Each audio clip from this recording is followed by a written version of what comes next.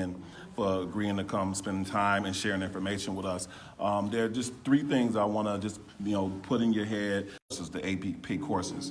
As you know, in West New York, all the suburban schools, middle schools have AP courses for all their schools. In the city of Buffalo, we have AP courses at City Honors and Olmsted, and then we have some courses that you can get remotely. We want to get to a place where every one of our children have access to AP courses. It becomes a real concern if you don't get into City Honors or Olmsted, the drop off on what's available to you in terms of coursework to prepare you for college and university. So we want, while you're looking at the ESSA plan, while you're following up, to talk about the large urban school districts and the offering of AP courses. Okay, it's not only here in Buffalo, it's across the state where AP courses are not offered, and they should be. And it costs the districts money to have an AP teacher trained to teach those courses. Because I read for biology for the National Testing Association. I would for biology for kids who took the AP course. And I found out that we have to pay. The teacher has to go away, I think it's 6 weeks, to learn how to teach that course, biology and all the rest of them. So there's a budget requirement that we should have for any teacher who wants that extra training, because they have to have extra training to teach an AP course. And that's where the budget comes in again. That's where we need to look at the budget. Make sure, if you look at all the schools and you see that, 4 over here don't have it, maybe you should phase them in. This year, these 4 again. Next year, in the budget, the other schools. Phase them in. There's a way of doing all of this stuff that we're talking about, but we can phase them in and get them trained so we can have AP courses.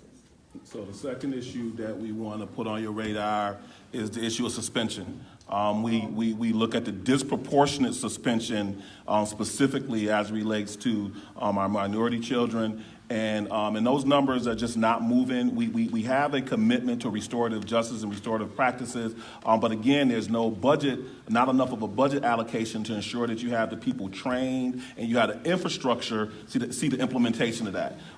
Being honest with you, we're having conversations, and we're going to be coming to you at some point, and we're going to be asking as parents for the total elimination of out-of-school suspension. Because while our children are out of school, there's no learning going on. If you can't suspend them in school, or you can't give them a resource in the building where they can continue being educated, when you suspend them out of school, you basically just set them up for the school-to-prison pipeline. I don't want kids suspended from school. I had a call yesterday. 45 days suspension for a girl, 45 days. And she was advocating for the mother. And she said, well, how is she, right at the exams, she's been suspended for 45 days. I would love to keep every kid in school. Again, it goes down to resources.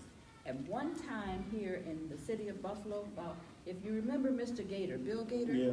You remember his program he had on Main Street? That's right, IP. Yes. Anytime a kid was suspended, they would send them to that program. I don't care what time of day. It was staff there. And they would work with the kids, the teacher, to make sure. ESSA plan also has a requirement that each district, if a kid does end up connected to law enforcement some kind of way, that one person has to be designated in the district that takes care of that child and makes sure that he is connected with his teacher, connected with his school, connected with his exam. Sometimes districts use use a person who has about 50 different responsibilities.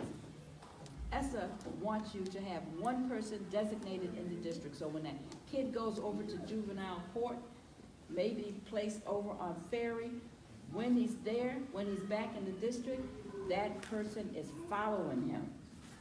Well, what are your feelings about kindergartners and first graders being suspended or maybe even being handcuffed? I appreciate what you're saying, because that's one of the reasons why we have our mental health plans.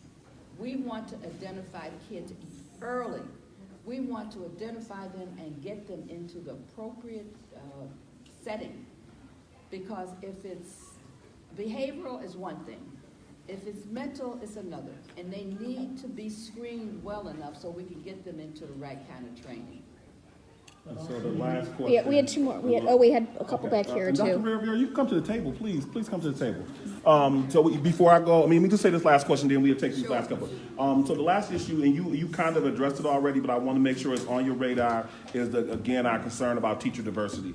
The need to effectively address teacher diversity is a huge issue here. And I know you talked about a program, working with the Teachers Aid, but we want to make sure that stays high on the priority list. That's the first model that we put in place. There's a residency program that they're starting out at the University of Buffalo. And I've been asked to sit on the advisory committee, so I'm going to try to spend time on that advisory committee and see if it's going to really address what we need, the diversity in our classroom as well as male teachers in our classroom. All right, thank you.